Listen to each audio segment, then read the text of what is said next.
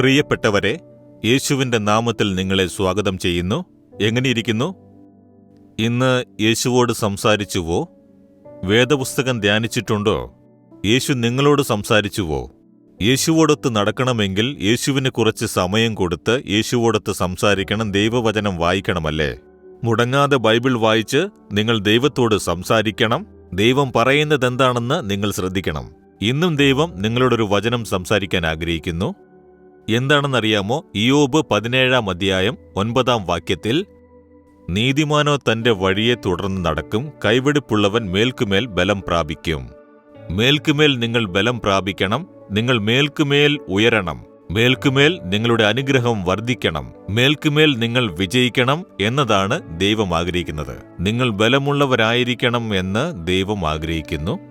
അതിന് ഒരു കാര്യം പറയുന്നു. നിങ്ങളുടെ കൈ വെടിപ്പുള്ളതായിരിക്കണം. നമ്മുടെ കൈ ശുദ്ധിയുള്ളതായിരിക്കണം. എന്റെ കൈ ശുദ്ധമായിരിക്കണം. പാപം ചെയ്യാൻ പാടില്ല. കൈകൊണ്ട് പാപം ചെയ്യാൻ പാടില്ല. ദൈവത്തെ ദുഃഖിപ്പിക്കുന്ന കാര്യം, വേദനിപ്പിക്കുന്ന കാര്യം പാപം ചെയ്യാൻ പാടില്ല.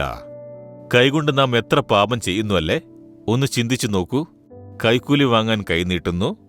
അന്യായമായി പണം സമ്പാദിക്കാൻ നമ്മുടെ കൈ ഉപയോഗപ്പെടുത്തുന്നു. കരിഞ്ചന്ത വ്യാപാരം കൊണ്ട് ഒരു സമൂഹത്തെ നശിപ്പിക്കാൻ കൈ ഉപയോഗിക്കുന്നു. മറ്റൊരാളെ കുറ്റപ്പെടുത്തി എഴുതുവാനായി കൈ ഉപയോഗിക്കുന്നു. ഇങ്ങനെ അനേകം തെറ്റുകൾ ചെയ്യാനായി നമ്മൾ കൈകൾ ഉപയോഗിക്കുന്നുണ്ടല്ലേ? നമ്മുടെ കൈകൾ വെടിപ്പുള്ളതായിരിക്കണം. കൈ വൃത്തിയുള്ളതാക്കാൻ നിങ്ങളെ സമർപ്പിക്കണം. എന്റെ കൈകൊണ്ട് പാപമുള്ള കാര്യങ്ങൾ ചെയ്യുകയില്ല.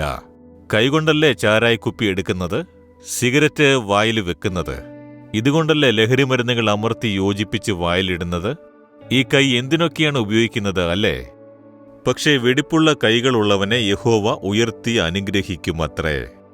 അപ്പോൾ ഈ കൈകൊണ്ട് ദൈവത്തിനിഷ്ടമല്ലാത്ത കാര്യം ചെയ്യില്ല എന്ന് ദൈവത്തിന് വാക്കുകൊടുക്കണം. വാക്കുകൊടുത്താൽ ദൈവം അത്ഭുതം ചെയ്യും. നിങ്ങൾക്കത് കാണാൻ സാധിക്കും. എന്റെ പ്രിയപ്പെട്ടവരെ, നമ്മുടെ കൈകൾ വെടിപ്പുള്ളതാക്കാൻ യേശു കൈകളെ ആണിയടിക്കാനായി ഏൽപ്പിച്ചു. യേശുവിന്റെ കൈയിൽ ആണിയടിച്ചില്ലേ? കുരിശിൽ തന്റെ കൈകളിൽ ആണിയടിക്കാനായി സമർപ്പിച്ചു.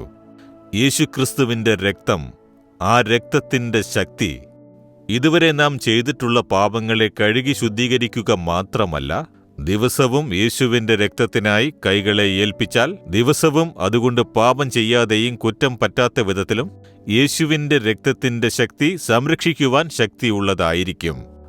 അതുകൊണ്ട് എന്റെ കൈകൾ വെടിപ്പുള്ളതായിരിക്കണം ദൈവമേ. എന്റെ കൈകൊണ്ട് ഇനി അങ്ങേക്കിഷ്ടമില്ലാത്തതൊന്നും ചെയ്യാൻ പാടില്ല, തൊടാൻ പാടില്ല, ഒരു പാപവും ചെയ്യാൻ പാടില്ല എന്ന് സമർപ്പിക്കുമോ? അങ്ങനെ പറഞ്ഞു നോക്കൂ. ദൈവമേ, എന്റെ കൈകൾ വിശുദ്ധിക്ക് വേണ്ടി സമർപ്പിക്കുന്നു.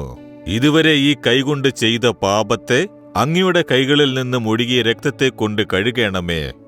ഇനി ഈ കൈകൊണ്ട് ഒരു പാപവും ചെയ്യാതിരിക്കാനായി, അനീതിയുള്ള കാര്യങ്ങൾ ചെയ്യാതിരിക്കാനായി എന്റെ കൈകളെ അങ്ങയുടെ രക്തത്താൽ സംരക്ഷിച്ച് നടത്തേണമേ.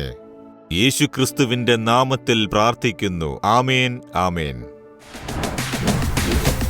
Jesus readings Malayalam YouTube channel subscribe ചെയ്യുക. ബെൽ ഐക്കോൺ ക്ലിക്ക് ചെയ്യുക. ഞങ്ങളുടെ ദൈനംദിന പ്രോഗ്രാമുകളെക്കുറിച്ചുള്ള അപ്ഡേറ്റ് ലഭിക്കുവാൻ